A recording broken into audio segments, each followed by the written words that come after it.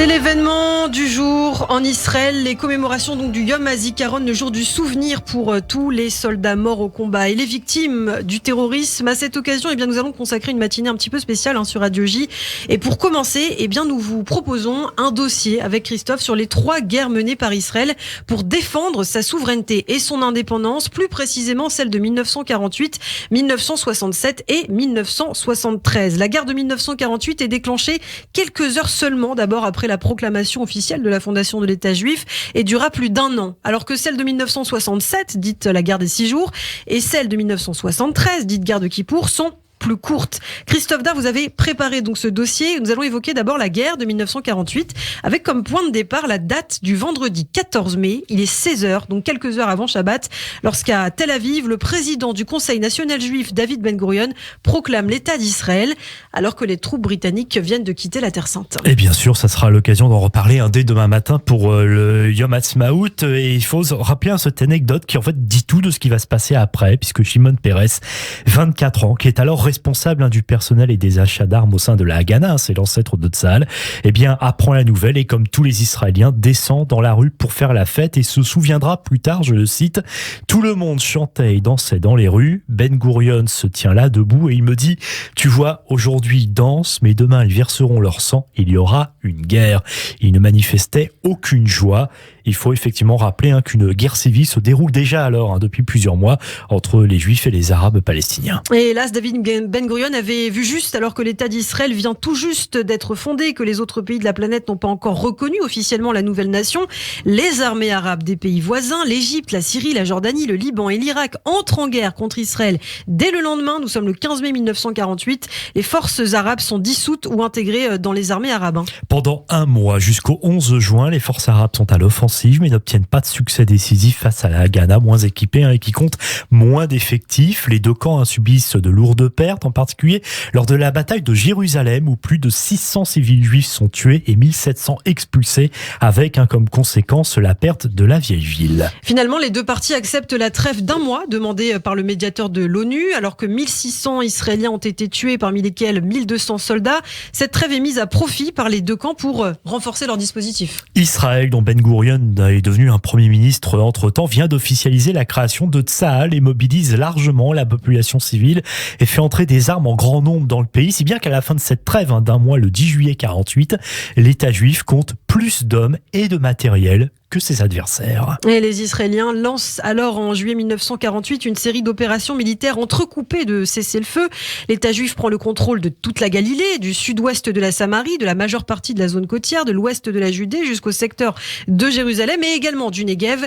Les opérations prennent fin en mars 1949.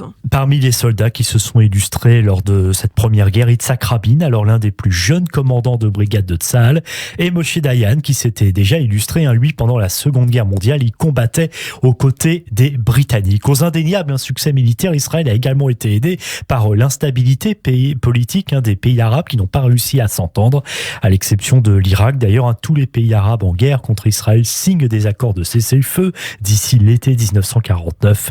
La guerre prend fin officiellement le 20 juillet.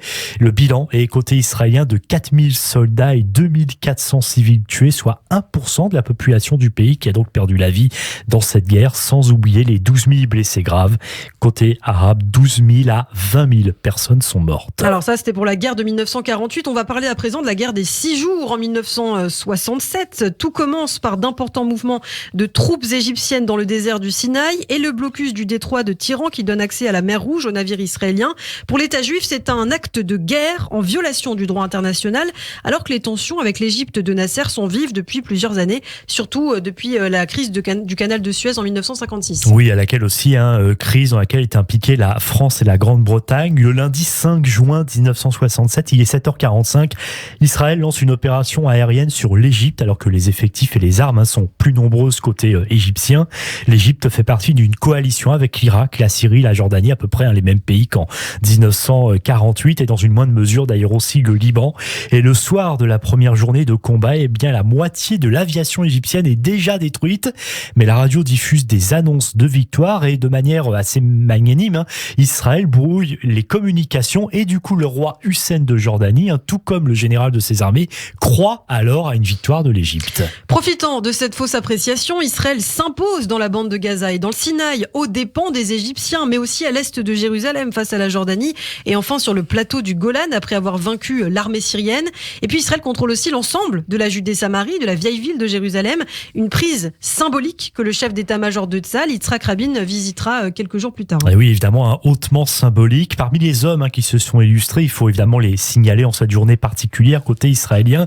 Lors de cette guerre, il y a Ariel Sharon, dont on parlait hier, qui commande une des divisions qui participe à la conquête du Sinaï. Le soir du 6e jour, le 10 juin 1967, d'où le titre de guerre des 6 jours, les armées arabes sont défaites, un cessez-le-feu est signé. À l'issue de cette guerre, le Conseil de sécurité des Nations Unies adopte la résolution 242 qui exige l'instauration d'une paix juste et durable au Proche-Orient et qui aujourd'hui encore suscite de nombreux débats. 779 morts sont recensés côté israélien, 2593 blessés, 15 prisonniers. Côté arabe, on compte 21 500 tués ainsi que 45 000 blessés et plus de 6 000 personnes capturées. Au bilan de la guerre de 1967 et puis évoquons enfin la guerre de Kippour 6 ans plus tard en 1973, le 6 octobre à 14h en plein jeûne de Yom Kippour et donc jour férié en Israël, les avions de l'armée égyptienne attaquent par surprise la péninsule du Sinaï. L'armée syrienne lance une offensive sur le plateau du Golan. Les troupes israéliennes, étonnamment peu nombreuses dans la région, dans le Sinaï et sur le Golan, sont dépassées, d'autant que ce jour-là, beaucoup de soldats sont envoyés en permission à l'occasion justement de Kippour. Israël est d'abord complètement dépassé face aux Égyptiens et aux Syriens qui sont en supériorité numérique et qui veulent récupérer ce qu'ils ont perdu 6 ans plus tôt. Symbolique, la ligne Bar-Lev, la chaîne de fortification qui avait été construite le long de la côte du canal de Suez après la conquête du Sinaï sur l'Égypte, est totalement détruite. Seul motif de satisfaction, et ce sera bien sûr important pour la suite, la marine israélienne remporte 2 batailles navales au large de Latakia et de Damiette. Alors que s'est-il passé ? On en a bien sûr beaucoup parlé, les renseignements ont tout simplement été défaillants, il n'y a eu aucune anticipation et les informations cruciales n'ont pas été transmises à temps ni au Premier ministre Goy Damir, ni au ministre de la Défense, ni à d'autres décideurs d'ailleurs. Tout simplement, aucune attaque préventive n'avait été menée, alors que précisément plusieurs avertissements existaient depuis déjà pas mal de temps. Et le chef d'état-major David Elazar effectue alors un remaniement dans le commandement des troupes israéliennes. Chaim Bar-Lev, parti à la retraite un an plus tôt, revient au commandement. Ariel Sharon, qui a démissionné de l'armée, est rappelé d'urgence, lui, sur le front sud, dans le Sinaï, pour prendre la tête d'une division blindée. Tout est réorganisé pour mener une contre-offensive. Et oui, effectivement, branle-bas de combat, Israël qui peut en plus compter aussi, et c'est important, sur l'appui des États-Unis, alors que l'URSS soutient les pays arabes en guerre contre l'État juif. Oui, on est effectivement en pleine guerre froide, et cette guerre, donc, on peut le dire, s'internationalise. Le 14 octobre, c'est un jour important, l'aviation israélienne effectue une frappe aérienne contre la base aérienne d'El Mansoura. Elle détruit la 104e escadre aérienne, ce qui permet à Israël de reprendre la main dans les airs. Et puis, quelques jours plus tard, dans la nuit, cette fois du 21 au 22 octobre 1973, au cours de la bataille nommée Opération Dessert, Tsahal reprend l'avant-poste du Mont Hermon, qui avait été capturé par les troupes syriennes 15 jours plus tôt, au tout début de la guerre. Et un peu plus d'une semaine, Israël a retourné la situation. Les forces armées se trouvent à une trentaine de kilomètres de Damas et à une 70 kilomètres du Caire. Un cessez-le-feu est finalement signé le 25 octobre, marquant la fin de presque 3 semaines de guerre. Merci beaucoup Christophe pour ce dossier donc sur les guerres d'Israël de 1948 à 1967 à l'occasion de cette journée très spéciale, et on continuera à en parler tout au long de la matinée. Bien sûr, c'est le Yom HaZikaron.